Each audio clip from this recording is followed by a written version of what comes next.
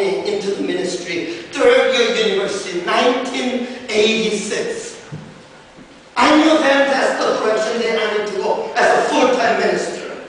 Initial calling came when I was in 11th grade high school. Then God confirmed to me when I was in a third year university to very clearly my calling in my life is a full-time ministry. From there, I prayed to the Lord. Lord, I don't want to be just another average pastor. I want to be extraordinary pastor, anointed by you and used by you. I don't care. I don't have too much passion in the Lord. I will powerfully serve by you. My friend, it was in 1986. 21 years later, every morning, I pray to God, Lord, would you make me an extraordinary pastor? I don't want to be just another regular pastor going through this life. I want to be extraordinary.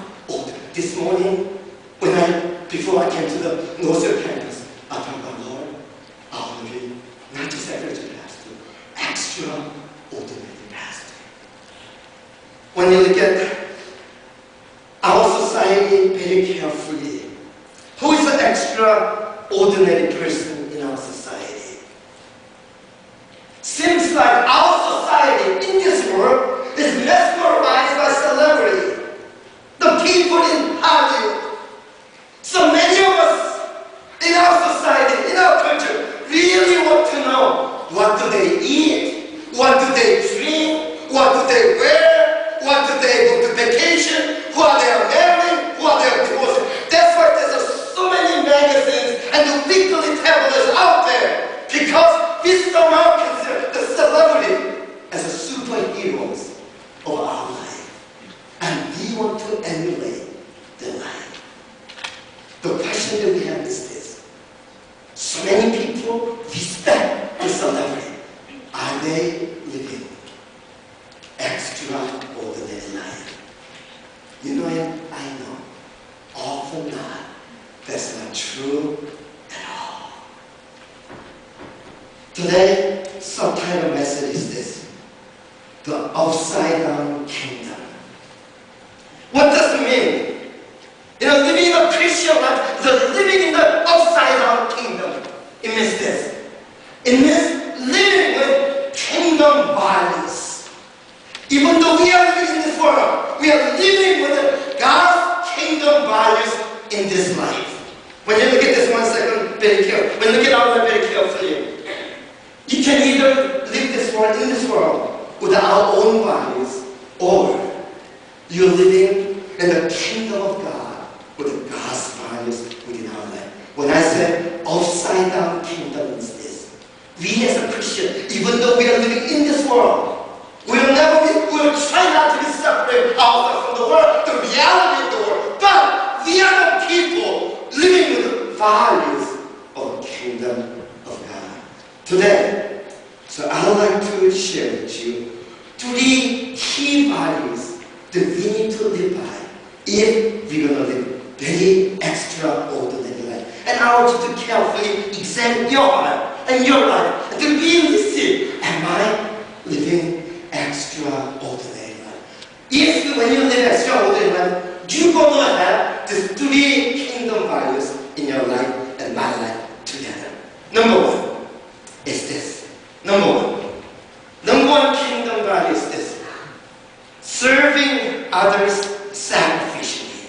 Serving others sacrificially. I want to share with you what that means to all of us. Serving others. Does it mean serving other people? What does it mean practically?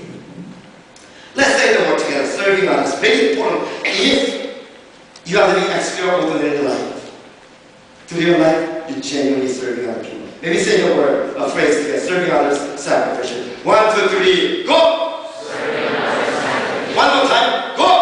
Serving others sacrificially. I think there's a very contrasting view in this world. In this world, it's all about this ruling. How many people they have power and authority over? That's what this life is all about. But I think the kingdom value is this. It's about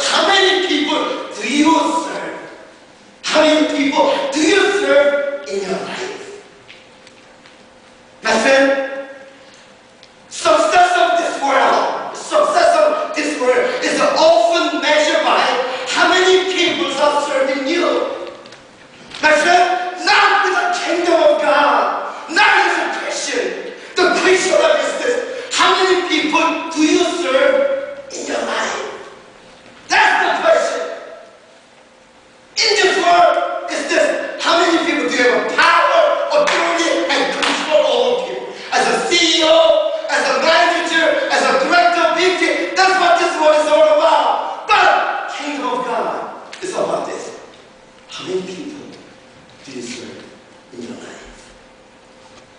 Matthew chapter 20, 25 and 26. Jesus says this.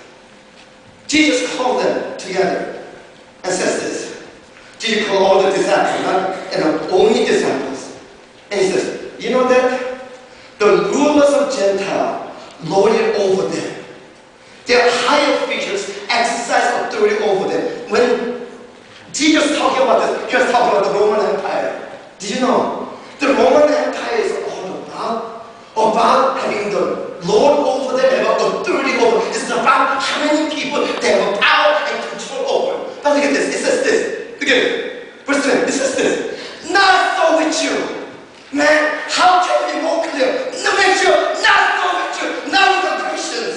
It says this. Instead, whoever wants to become great among you must be your servant. Do you want to be great in my kingdom? You serve.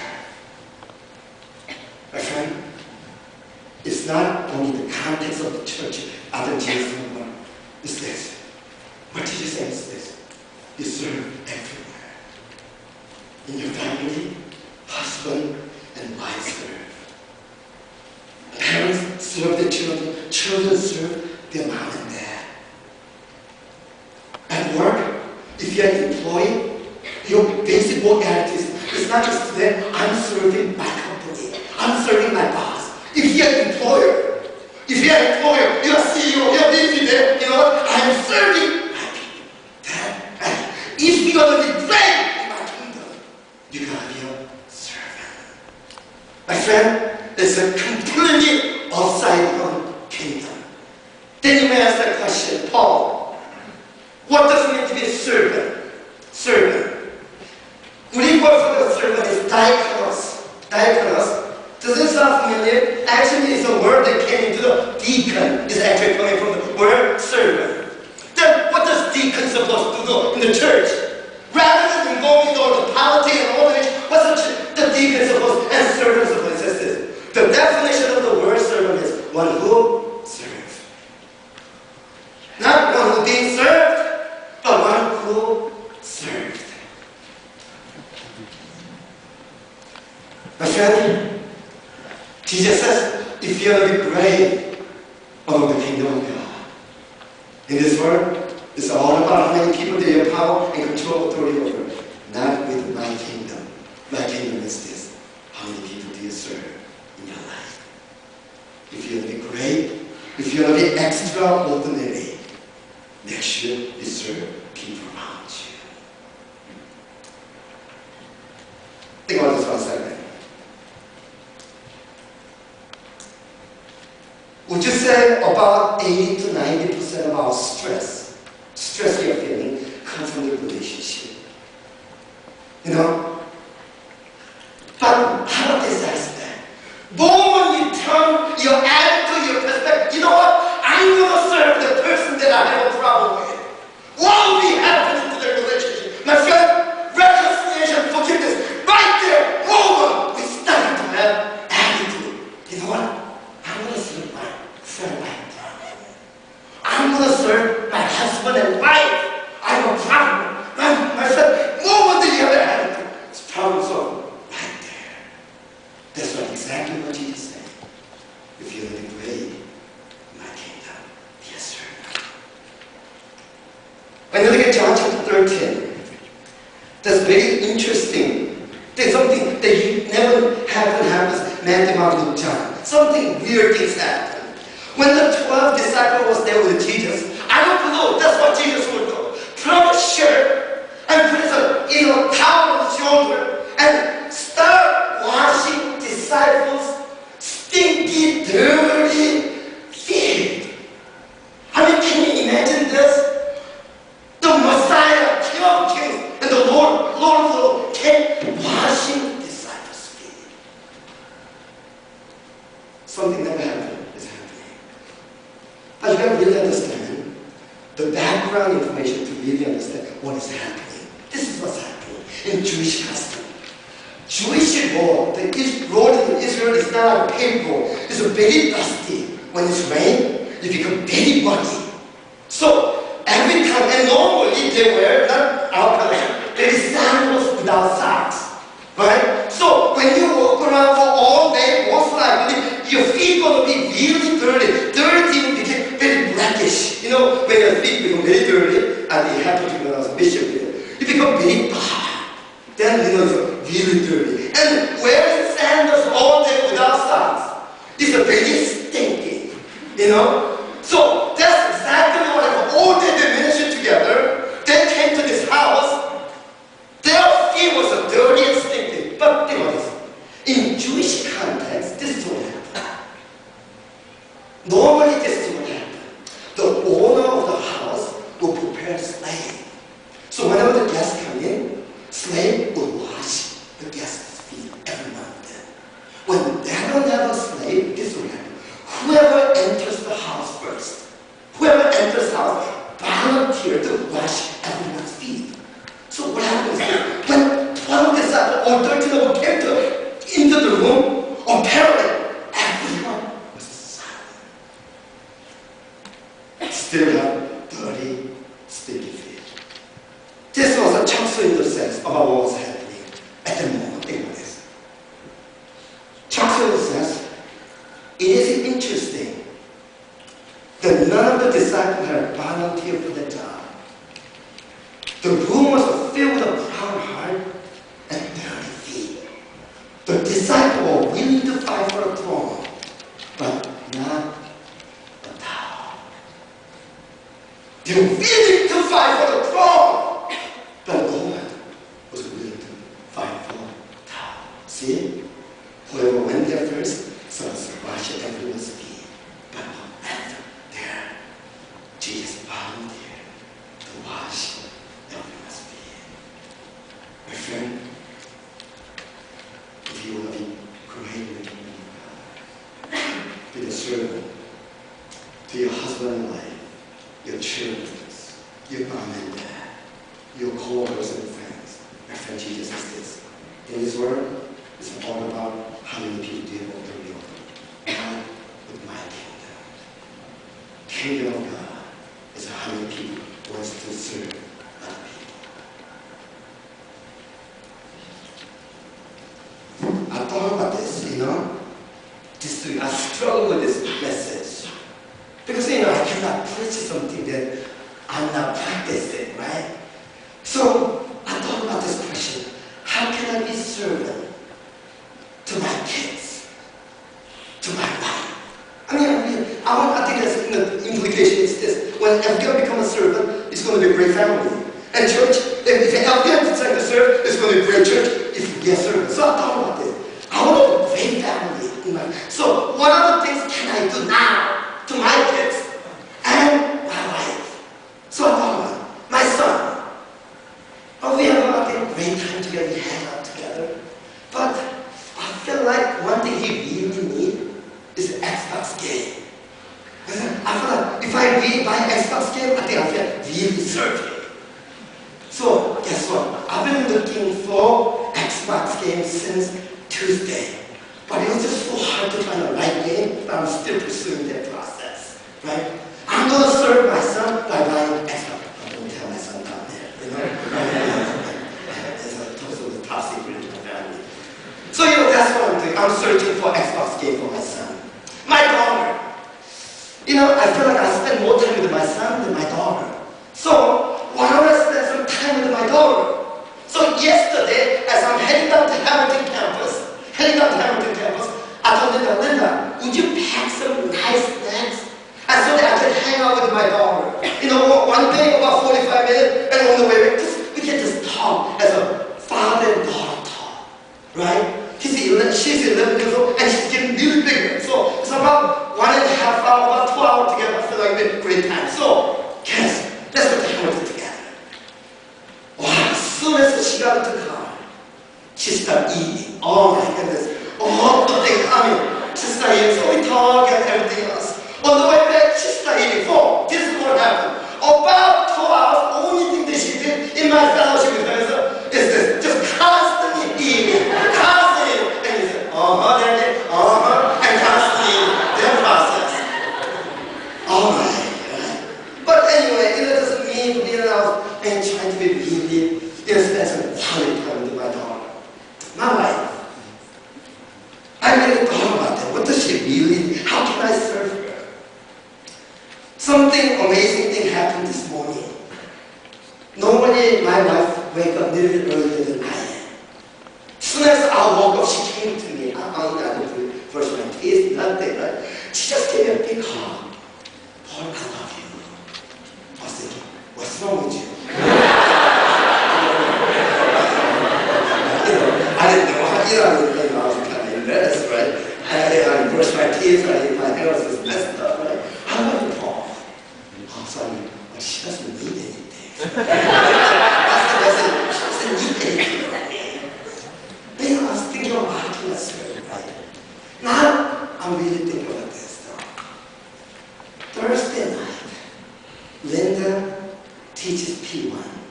She comes pretty late, 11:30 and 12 o'clock. Normally, after I eat, I just leave there. I just do it in a confession mode. I'm not good at vacuuming the house and doing the dish. So I'll just leave it there. But early part of when she was teaching P1, I used to wash dishes before she comes. But nowadays, for about the last 3 to 4 months, I just didn't do anything. Right? Just leave it there, and then Linda came home late and do the dish and goes to bed. Right? So maybe, you know what? Every Thursday night, I'll do the dish. I know? Dish. And she comes out. To having that, just surrender. My friend, whether it's a family or a church, my friend, Christian life is not about how many people they serve you. It's about how many people you serve. That's what Jesus says. Not so with you. If you want to be great, extraordinary in my kingdom, you serve to the people around you.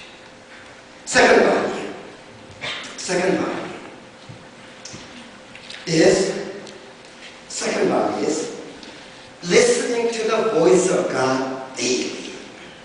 Listening to the voice of God daily. Let's say the word together. Second value that we need to really think about is listening to the voice of God daily. By the way, if I skip something of a sermon, don't worry about that.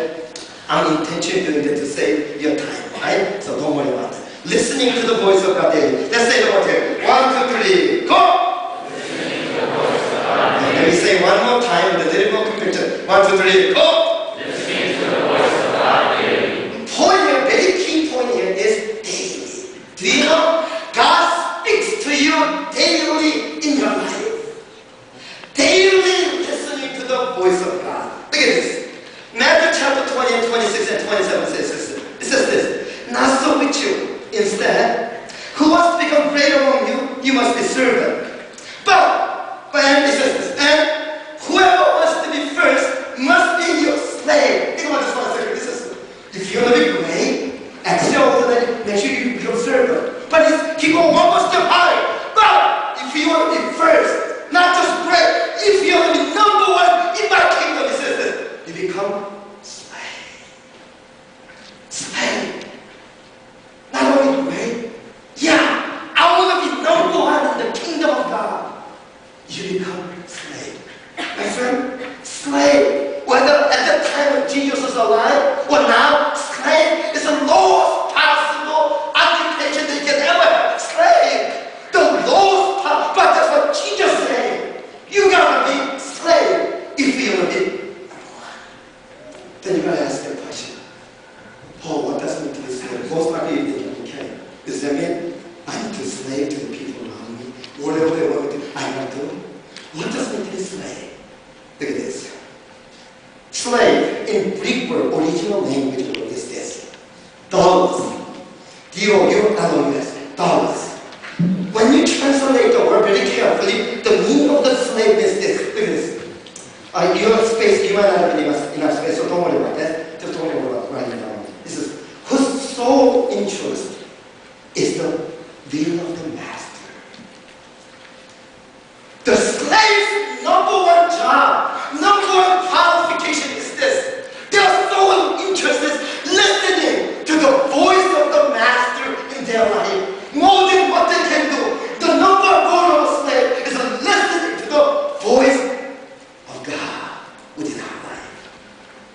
friend, if you want to be really great in the kingdom of God, you want to be really number one, is this. Our role as a slave is to listen to the voice of God daily and being obedient to Him without that. Slave, listen to the master, isn't it? How can we be number one in the kingdom? Be a truly slave, the bondservant of God, if we do not listen to the voice of our master, Jesus Christ, without that. That's why, if you want to really live, number one life is this. Number one life in the kingdom of God. Listen to the voice of God daily. But I want you to really think about this 1 second. What context Jesus talking about? What was the background that was happening? Jesus said, you're going to be servant, or you're going to be slave if you're going to be king. Number one in my kingdom. I'd like to briefly share with you what was the background Jesus was saying this. Think of this.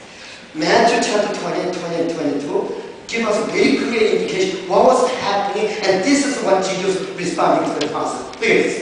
It says, then the mother of Zebedee means mother of Zebedee, James, John's mother. Do you know, out of 12 disciples, 3 disciples, Jesus really care about and raised them as a leader. It is Peter and James and John.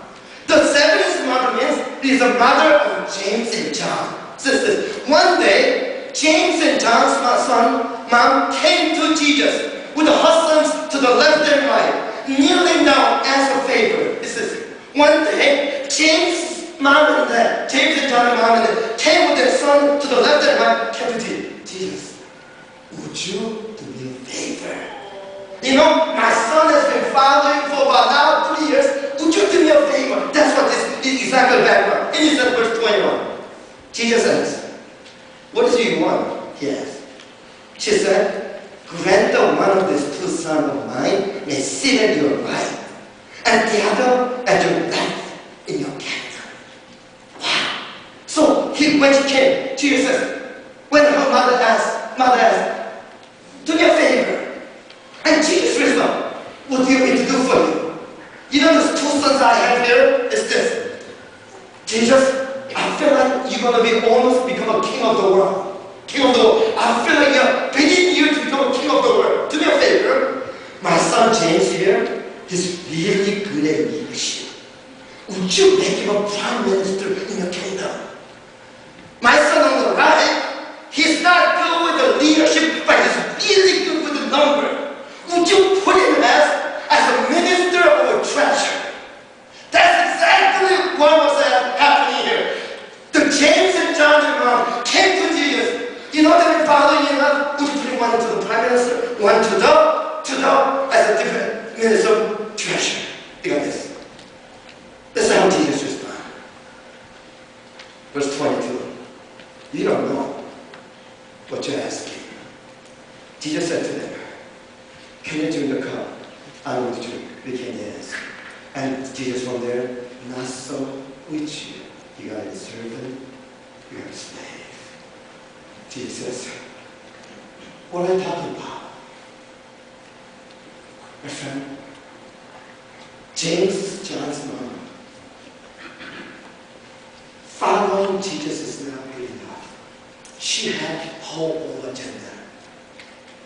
Following Jesus was just means when she was herself to get prime minister and minister of treasure. That was not good enough. Following Jesus was not good enough. She had her agenda to be prime minister, wants to be prime minister, wants to be minister of treasure. That's what she was looking for. That's in line of it. Jesus says, that's not with you. The kingdom of God is not about, it's not about being servant, it's not about being slave. Listening to the voice of God.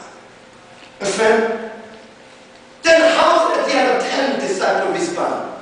You know, okay, John and James' mom came to John and said, Jesus, please, make him prime minister, and the other one make him minister of treasure, most powerful person in your cabinet. Then how did the other 10 disciples respond? This is how 10 disciples respond. Matthew chapter 20, 24 says this. When the 10 heard about this, they were indignant.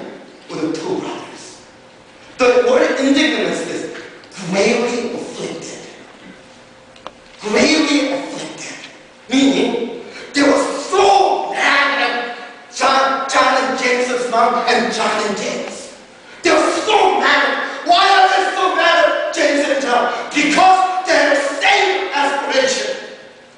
All 10 of them thinking same thing. You know what? Soon as the Jesus become a king, we're going to be the cabinet. They have the same aspiration.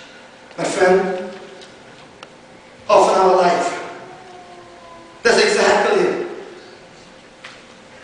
Following Christ is not good enough. The James and John's mouth was constantly listening to the voice of the world, voice of power, voice of recognition, voice of greed, voice of selfishness, listening to the voice of the world rather than listening to the voice of God in our life. My friend, do you know why I'm so confused? Why I'm so stressful and frustrated in your life? Is this.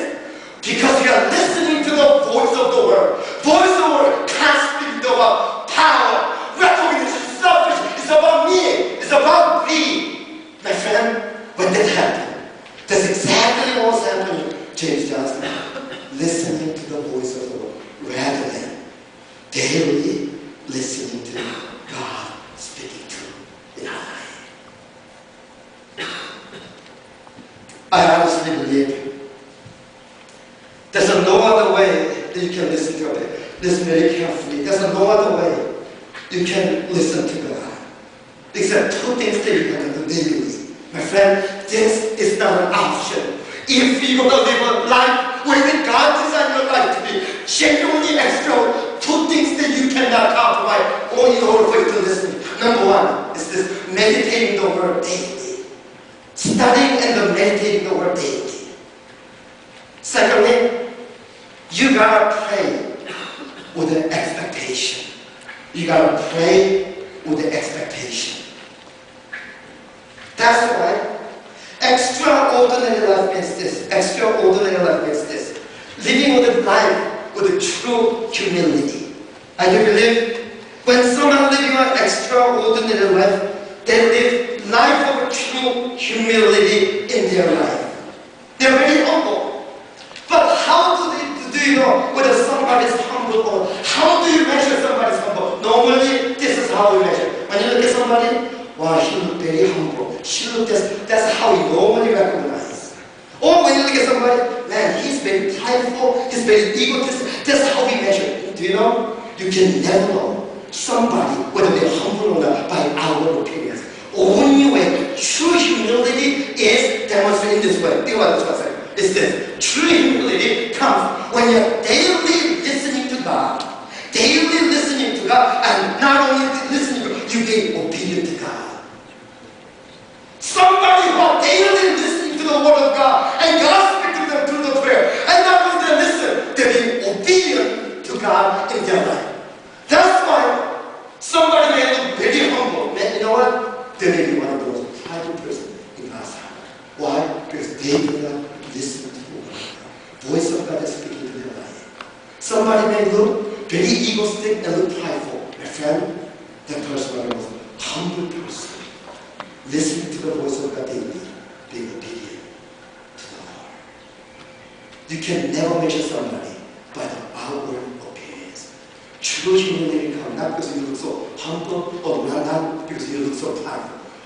Because they daily listen to the Word of God and the voice and being obedient to God. My friend, that's true humility working in our life.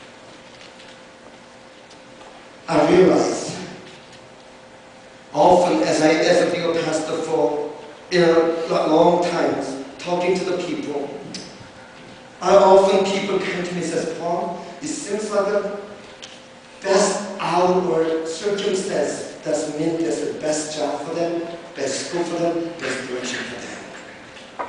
So many people choose their direction and career based on the outward circumstances because they pay well and everything because good work environment is really well.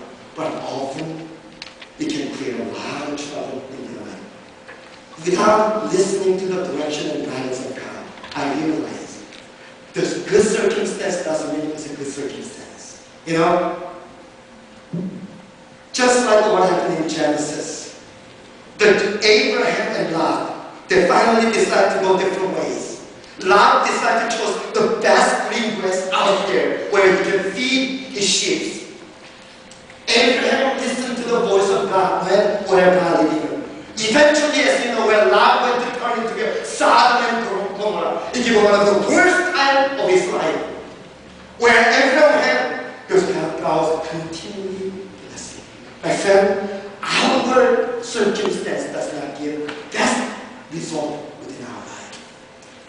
Right before we came to Canada, Betty and us were really praying. The coming to Westside, this church 9 years ago was kind of an offshoot. There's one church we really like in Seattle, even though we have a few offers. There's one church in Seattle. What's this after like the best church? They have a huge congregation. They have a facility, they have a vision, and everything.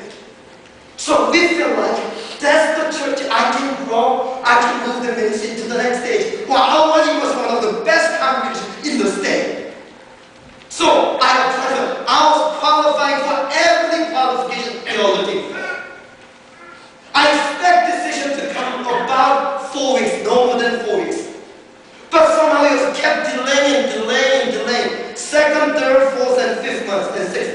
Finally, 6 months later, answer came. The answer the church gave it to us was no. Without any reason. They just decided not to offer us a job in Seattle, Washington. So the search began. Finally, as I make a long story short, we came to Westside 9 years ago. Not much building facility, not many people, about 30, 40 people all together. My friend, listen to this very carefully. That church, last 9 years, went to 5 breakups. After so grateful to be followed the voice of God. My friend, that's our circumstance doesn't mean. That's our circumstantial job, career, relationship. Doesn't mean it is the best direction in your life. The relationship is always good-looking girl because most trouble. Do you agree? Is it right? The guys, you've been chasing it for the good-looking girls every time you're the trouble. Amen? By the way, I'm just kidding, you know.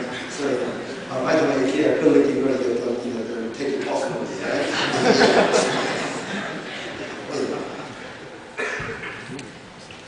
That's sort of daily listening to God. That will make all the difference in your life. My friend, look at me. Very important thing I'd like to share with you. Do you believe God wants to give His best to you? He gave His only best, His Son Jesus. I believe this is.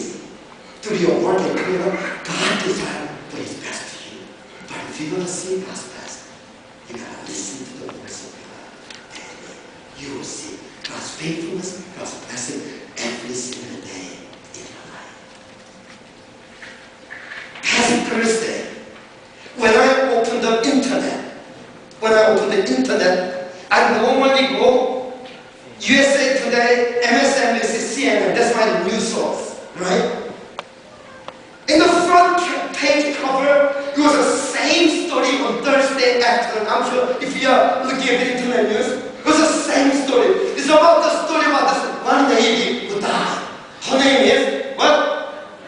Oh, amen. I'm glad you're in touch with the world, right? Her name is Anna Nicole Smith. I don't know what to wear, you know? But she's like all three, major newspaper headlines about Anna Nicole Smith. So I decided to study about Anna Nicole Smith. Why she's so famous? Then I realized few facts. She was on the centerfold in the Playboy magazine a few years ago. And she married the billionaire about 40-year-old, and he passed away. When I look at her life very carefully, I print out 3 different documents. She lived a life of fasting, drug, alcohol,